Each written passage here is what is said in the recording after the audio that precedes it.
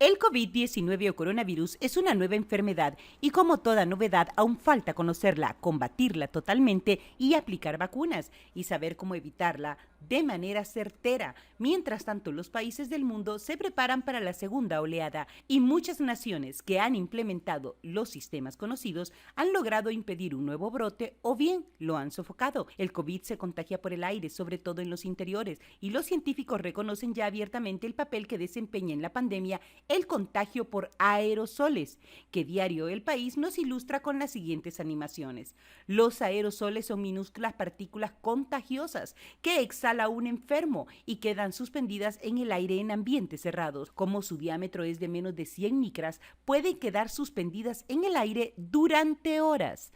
En estos momentos, las autoridades sanitarias reconocen 3 modos de contagio de la COVID: las gotas que expulsan los contagiados al hablar, toser y que acaban en los ojos, boca o nariz del infectado.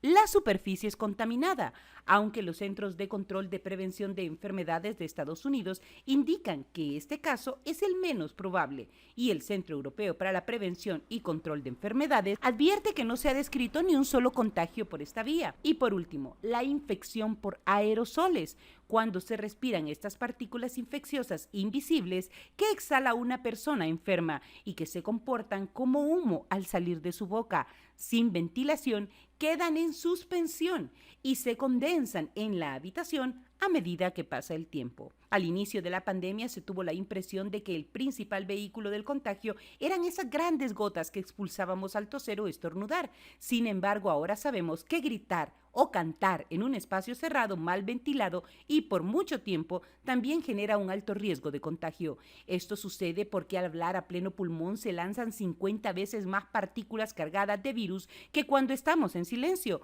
Estos aerosoles, si no se diluyen con la ventilación, se concentran con el paso del tiempo, aumentando el riesgo de contagio. Los científicos han demostrado que estas partículas que también liberamos al respirar o con mascarillas mal ajustadas pueden ser contagiosas a 5 metros de un enfermo y durante muchos minutos.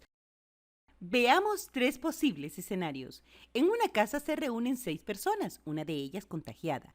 El 31% de los brotes conocidos en España se dan en este tipo de reuniones sociales, sobre todo en encuentros con familiares y amigos.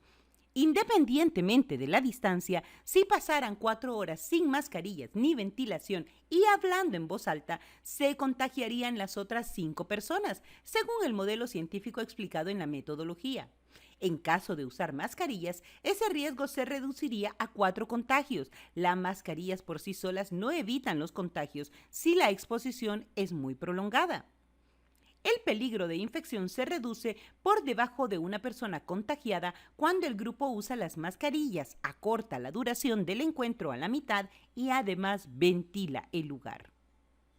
Los brotes en eventos locales y establecimientos como bares y restaurantes suponen una parte importante de los contagios del ámbito social, sobre todo son los más explosivos. Cada brote en una discoteca supone una media de 27 personas infectadas. Como ejemplo de lo que puede ser uno de estos supercontagios, tenemos lo sucedido en una discoteca cordobesa con 73 infectados tras una noche de fiesta, o el contagio de 12 clientes en un bar de Vietnam, recién analizado por los científicos. Veamos un ejemplo. En este bar se han reducido las personas a la mitad, con 15 personas consumiendo y 3 empleados. Las puertas están cerradas y no hay ventilación mecánica. En el peor de los casos, sin tomar ninguna medida, pasadas 4 horas se infectan 14 clientes. Si se usaran permanentemente las mascarillas, esa probabilidad cae hasta los 8 contagios al ventilar el local, que se puede realizar con buenos equipos de acondicionamiento del aire, y si se acorta el rato que puedan pasar en el lugar, las probabilidades de contagio se desploman hasta apenas una persona. Las dinámicas de contagio por aerosoles en el aula son muy distintas si el paciente cero es alumno o es docente.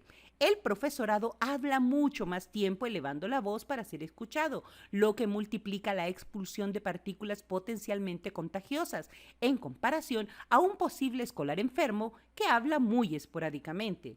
La situación más peligrosa se daría en un aula sin ventilación, en el que la persona infectada fuera el profesor. o sea, el paciente cero. Si pasaran 2 horas de clase con un docente enfermo sin tomar ninguna medida contra los aerosoles, la probabilidad de contagio alcanzaría hasta los 12 alumnos. Si todos llevaran mascarilla, solo 5 se podrían contagiar. En brotes reales se ha observado que la distribución de los contagios es aleatoria, ya que los aerosoles se acumulan y distribuyen por toda la sala sin ventilar. Si además se ventila durante la lección de forma natural o mecánica y se para después de 1 hora para renovar completamente el aire del lugar, el riesgo se desploma. El cálculo no es exhaustivo, ni puede incluir las innumerables variables que ocurren en un contagio, pero sirve para ilustrar la progresión de los riesgos en función de los factores en los que podemos intervenir. Les informó Celeste Andino.